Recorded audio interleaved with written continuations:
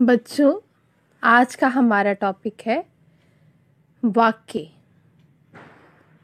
वाक्य दो या दो से अधिक पदों के एक ऐसे पारस्परिक मेल को वाक्य कहते हैं जिससे पूर्ण अर्थ का बोध हो। वाक्य के दो अंग होते हैं, उद्देश्य और विधेय। जिसके बारे में बात की जाए उसे क्या कहते हैं? उद्देश्य कहते हैं। और जो बात की जाए उसे क्या कहते हैं? विधेय कहते हैं। उदाहरण के लिए ताजमहल आगरा में है। इस वाक्य में ताजमहल उद्देश्य है और आगरा में है विधेय है। इस तरह से वाक्य के दो अंग कौन कौन से हैं? उद्देश्य और विधेय। आज हम अपने 9वीं कक्षा के पाठ्यक्रम के अनुसार अर्थ के आधार पर वाक्य के विषय में पढ़ेंगे। अर्थ के आधार पर वाक्य के 8 भेद होते हैं। सबसे पहले विधानवाचक वाक्य, निषेधवाचक वाक्य, प्रश्नवाचक वाक्य, आज्ञावाचक वाक्य, विस्मयादिबोधक वाक्य, इच्छावाचक वाक्य, संकेतवाचक वाक्य, संदेहवाचक वाक्य। सबसे पहले है विधानवाचक वाक्य। जिस वाक्य के बारे में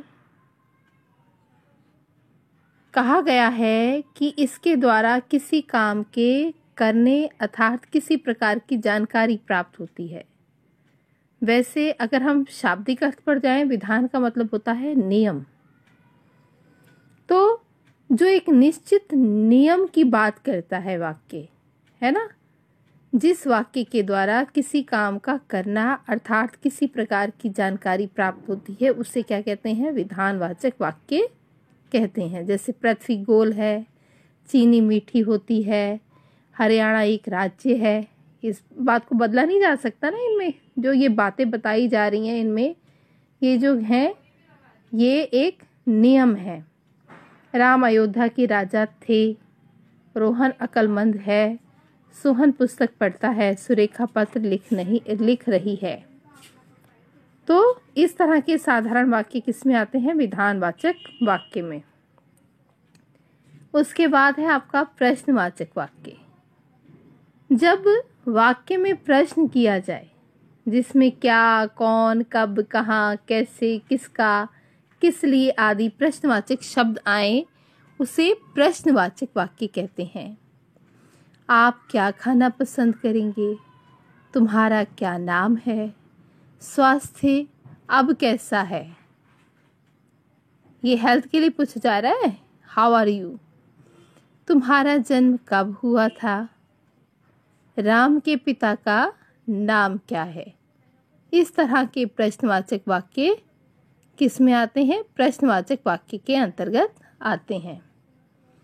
निषेधवाचक वाक्य, नाम से ही स्पष्ट है, निषेध यानी मना करने की स्थिति में जिस वाक्य से कार्य ना होने का भाव प्रकट होता है उसे निषेधवाचक वाक्य कहते हैं। जैसे रात में बिजली नहीं रहती, उसने बात तक नहीं की, वह इस काम को नहीं करेगा, सोहन पुस्तक नहीं पढ़ता है, अंश विद्यालय नहीं जाएगा।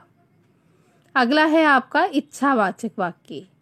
जिस वाक्य में किसी की इच्छा, मनोकामना, मंगल कामना या आशीर्वाद प्रकट हो वह इच्छावाचक वाक्य कहलाता है।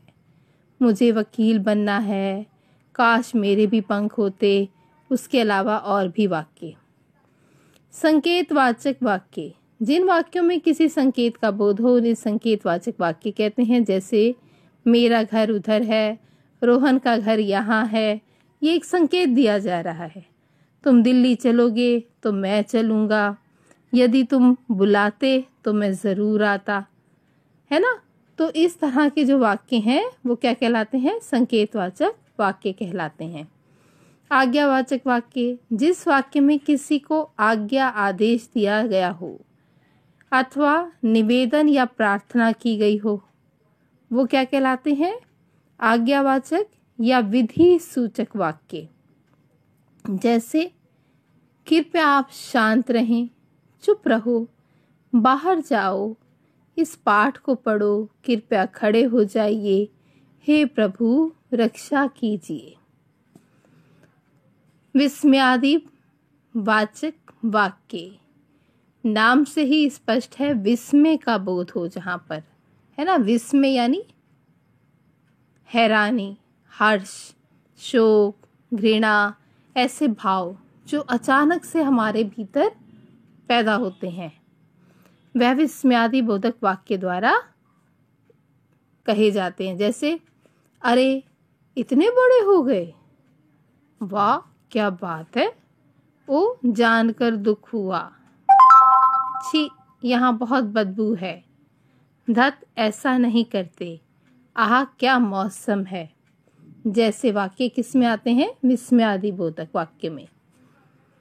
संदेहवाचक वाक्य, जिस वाक्य से काम के होने में संदेह अथवा संभावना का बोध हो, उसे संदेहवाचक वाक्य कहते हैं। शायद उसे खबर ही ना हो, संभवतः मैं जीत जाऊं, संभव है आज धूप निकले, ऋतिक पड़ रहा होगा, शायद मैं कल जाऊंगा, कदाचित उसने देखा ही ना हो। तो इस तरह से अर्थ के आधार पर वाक्य के 8 भेद आपने पढ़े और समझे। आशा है आप इस वीडियो से इस विषय को पढ़कर पूरा लाभ उठाएंगे। धन्यवाद।